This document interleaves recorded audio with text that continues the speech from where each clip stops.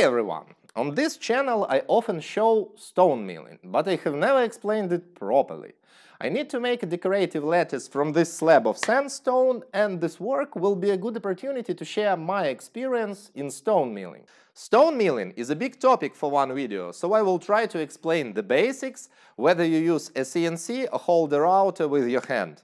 And in order to make my story as clear as possible, I developed my own system of explanation, Dennis. Let's get started. And we start with the D, difference between tools. This is a regular end mill for metal processing. This one is for wood, and this is for stone. As you can see, they have no flutes and also have a flat bottom. This reduces tool cooling abilities and doesn't allow the tool to plunge straight down into the material. Also, the absence of flutes does not allow removing stone dust from the cutting zone effectively. With tool like this one, there is another issue: zero surface speed here in the center. This diamond rotates around itself and does not cut anything. This problem can be solved by using a cutter with a hollow core, or, like in this particular job, I will be using a sintered cutter with a slot in the middle. By the way, here is a little tip. Sandstone is cut equally well with both sintered and coated cutters, but sintered cutters become, let's say, dull when working with some types of granite and must be dressed or sharpened, if you will. Sandstone is one of the best materials for sharpening such a tool, so I'll get the job done and take care of the tool. But I still have a problem of stone dust evacuation and cooling, which brings us to the next letter. E. Exclude direct tool plunging. This rule also applies to metal and woodworking, but in stone milling it is simply necessary. Almost any CAM software allows ramping into material at an angle or spiral tool plunging or plunging outside the stock. This setting will help solve the problem of cooling and dust removal. Absolutely the same with manual processing. Use inclined plunge or pre-drill a hole. Do not try to push the tool straight down. N. Necessity of tool cooling. As you can see, I use a helix plunge strategy which allows the water to cool the tool well. Water also washes away stone dust since the tool does not do this well. So water is responsible for both cooling and dust removing. Therefore, it is important to have good water pressure. In this case, I make closed pockets and it turns out that the instrument is submerged underwater.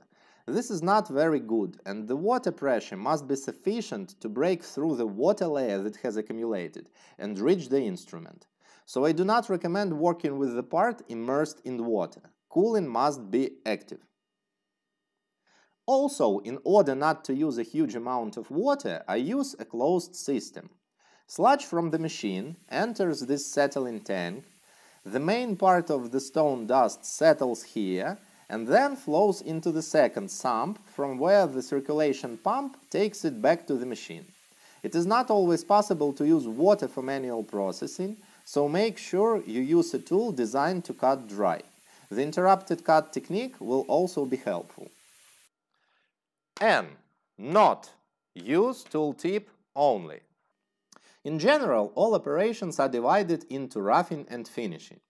The task of the roughing is to remove as much material as possible in the shortest period of time. And many who are just starting to work with the stone use a pocket machining strategy. That is, the tool is immersed in the material to a set depth and so removes the material in layers until the entire relief is covered. It means that work is done only with the tip of the tool. I recommended using adaptive processing, which is deepen the tool to the full depth of the cutting part and cut the material with the side of the cutter. In general, the advice is always to use the side of the cutter if possible. Firstly, in this way you remove more material with the same load on the spindle. Secondly, you wear the tool evenly and ensure an even load on the spindle. Thirdly, you allow your tool to cool down better. Here I made two programs for comparison, and you can see that pocket processing takes much longer than adaptive. So you also save a lot of time. I must say that in the case of adaptive processing, it is necessary to use slot clearing option. In most cases, a tool immersed to its full depth in granite will not be able to cut a slot in one pass, regardless of the power of the machine. I improvise. For this particular job, I use Fusion 360 and Aspire. Fusion allows you to have much more control over the path of the tool than Aspire, but sometimes it is much more convenient to make a program in Aspire. I exported my 3D model to Aspire, and in a minute I made the program to cut out these pockets along the contour, instead of milling all the material into dust. I also use an Aspire for roughing workpiece holders.